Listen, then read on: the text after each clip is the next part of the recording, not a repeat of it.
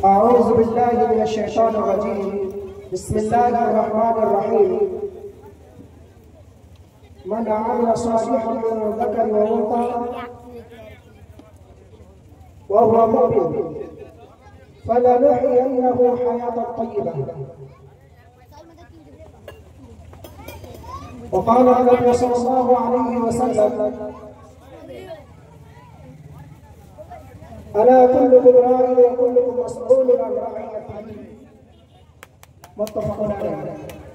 Rabbi इश्रह ली सदरी व यस्सिर ली अमरी वहलुल उक़दतम मिन लिसानी यफ़क़हू क़ौली।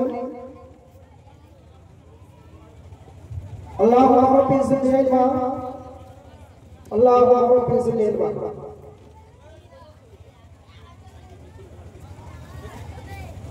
सदर इजलास निजामत का फरीजा अंजाम देते हुए जनाब मौलाना अब्दुल मालिक सलफ़ी साहब स्टेज पर तशरीफ फरमा, मेहमानाने गिरामी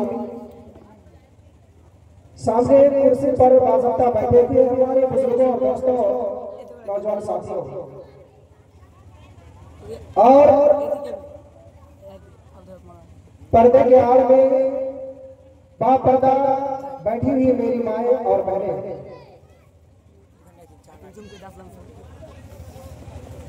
मैं इस प्रोग्राम के सिलसिले में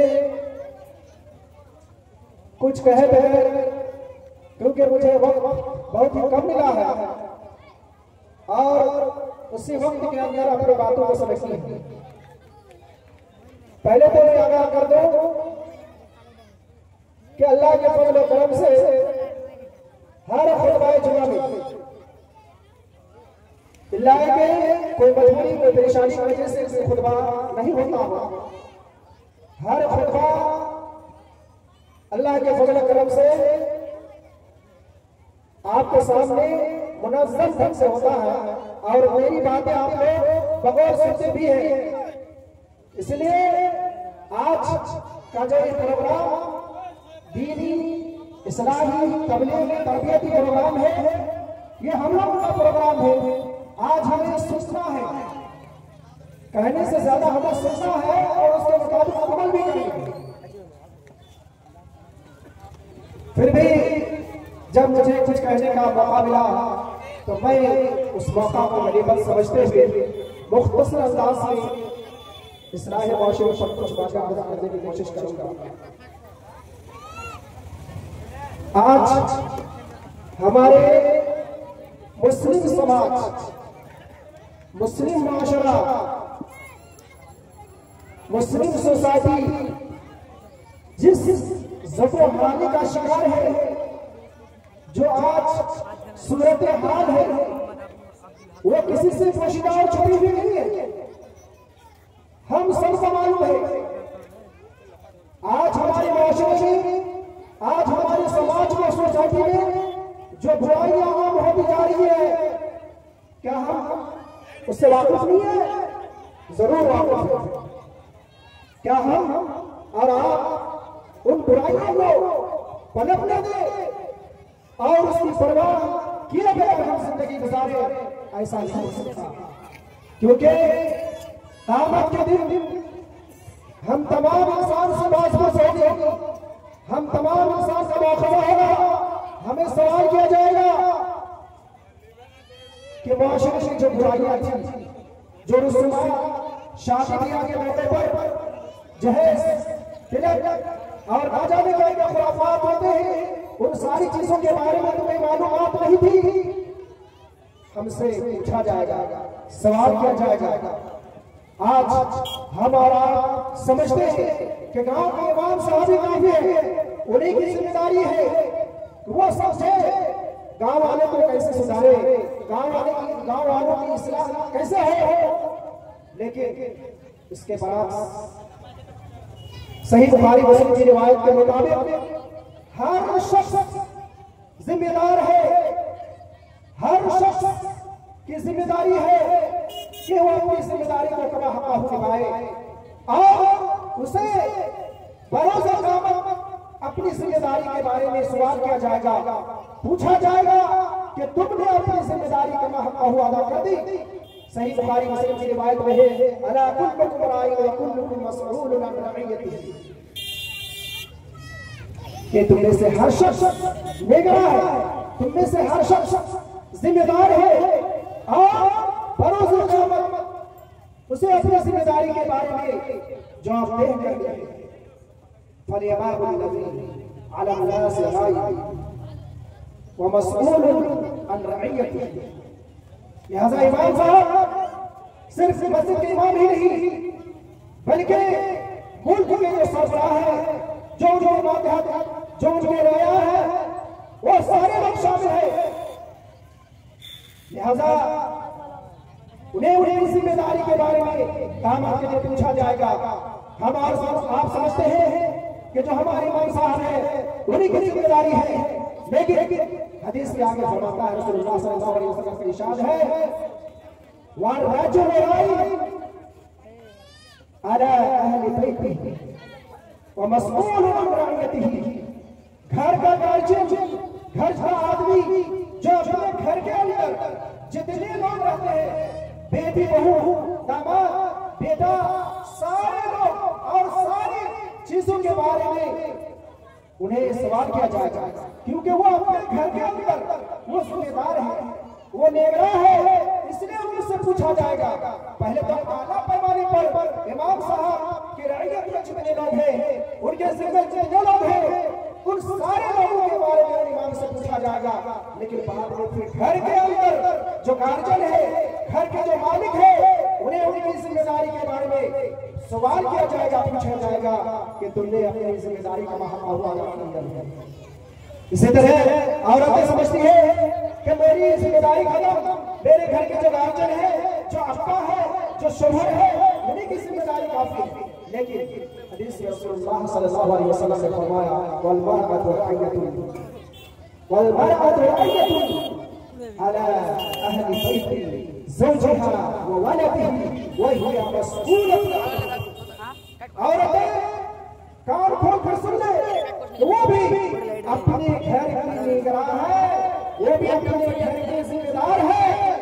उसे अपने शोहर के घर और शोहर के प्रॉपर्टी, शोहर के दौलत और उनके बच्चे, उनकी जो औलाद है, उन सारे लोगों के बारे में उनसे पूछा जाएगा कि तुमने उन तमाम लोगों की जिम्मेदारी कर दी, वो भी बच नहीं सकते। इसी तरह घर के जो लोग हैं वो समझते हैं कि अब सारी जिम्मेदारी उन लोगों पर है, बस जिम्मेदारी खत्म, तो वो भी बड़ी जिम्मेदारी है, वो भी बड़ी जिम्मेदारी है। घर का नौकर, आदमी का गुलाम, जो घर के माल का मालिक है, घर के माल का निगरान है, उसे माल के बारे में पूछा जाएगा कि तुमने उसकी जिम्मेदारी का हक अदा किया नहीं। इसी तरह आखिर में फिर रसूलुल्लाह सल्लल्लाहु अलैहि वसल्लम ने फरमाया, अला फकुल्लुकुम राइन व कुल्लुकुम मसऊलुन अन रइयतिही, कि तुम में से हर शख्स निगरां है, हर शख्स जिम्मेदार है और उसे अपनी जिम्मेदारी के बारे में क़यामत में पूछा जाएगा। हज़रात गिरामी, हमारा मुआशरे की इन बुराइयों से उसी वक्त निजात पा सकते हैं जब हम उन बातों पर अमल करेंगे जिन बातों को हमारे आखिरी नबी जनाब मुहम्मद रसूलुल्लाह सल्लल्लाहु अलैहि वसल्लम ने हज़रत अबू हुरैरा रज़ियल्लाहु ताला अन्हु से बयान फरमाई। वो बातें ज़हन नशीर कर लीजिए, दिल में बैठा लीजिए। वो बातें कौन सी? पहली बात, पोशीदगी में और जाहिर में, खुल्ला और पोशीदगी में हर हालत में अल्लाह रब्बुल आलमीन से खौफ खाओ, अल्लाह रब्बुल आलमीन से डरो। और दूसरी बात, गज़ब और रज़ा, नाराजगी और खुशी में हर हालत में इंसाफ की बातें करो। यूं नहीं गुस्सा और मारे चिल्लाते हुए गाली गलौज कर देते हैं, मार का शोर कर देते हैं। ऐसा नहीं, जिस तरह आप खुशी और रज़ामंदी में इंसाफ करते हैं, उसी तरह आपको नाराजगी में भी गुस्सा नहीं दिखाना। तीसरी चीज फख्र और गिरा, यानी मालदारी और फकीरी। जब दौलत आए तो मारे फ्राउनी इधर से उधर खूब पैदा खर्च कर जाए, तो ऐसी बात नहीं। मालदारी और फकीरी दोनों हालतों में इख्तियार करें। चौथी चीज रिश्ता तोड़ने वालों से रिश्ता तोड़ो। मुख्तसर अंदाज में वक्त खत्म होने जा रहा है। रिश्ता तोड़ने वालों से रिश्ता जोड़ो। और पांचवी चीज महरूम करने वालों को दो।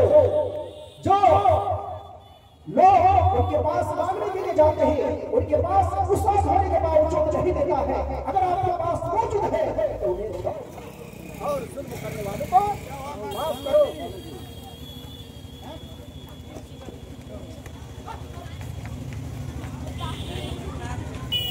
कि महरूम करने वालों को दो और जुल्म करने वालों को माफ करो। तुम्हारी खामोशी आयाते इलाही की फिक्र का सबब हो और तुम्हारी नजर इबादत पर हो और तुम नेकियों और बुराइयों का मोहतरम हज़रात, अगर हमने इन नौ बातों पर अमल कर लिया तो हमारा मुआशरा, हमारा समाज, हमारी सोसाइटी एक सेहतमंद जिस्म की तरह हो जाएगा, जिस पर न किसी तरह की बीमारी होगी, न किसी तरह की बदबू आएगी, न किसी तरह की बुराइयां, बल्कि हमें और आपको वो हयात तैयबा नसीब होगी, वो पाकीज़ा ज़िंदगी नसीब होगी जिनका अल्लाह रब्बुल आलमीन ने सूरह आयत नंबर 57 के अंदर इरशाद फरमाया है, मन अमिला सालिहन मिन ज़करिन व उन्सा व हुवा मुमिनुन फलनुहयिन्नहु हयातन तय्यबा। जो शख्स नेक अमल करता है, इसमें कोई शख्स वो मशरूत की बात नहीं, आगे अल्लाह तबारक व तआला फरमाता है कि नेक अमल करने वाला चाहे वो मर्द हो या औरत, वो मुमिन और वो ईमान की हालत है, फलनुहयिन्नहु हयातन तय्यबा, तो हम उसे पाकीज़ा जिंदगी, तय्यब जिंदगी, अच्छी जिंदगी से नवा सकते हैं। तो समाज और माशरे में आज जो बुराइयां फैली हुई है, इनके सजवाब, इनके रोकथाम के लिए हम सबको भरपूर कोशिश करनी चाहिए।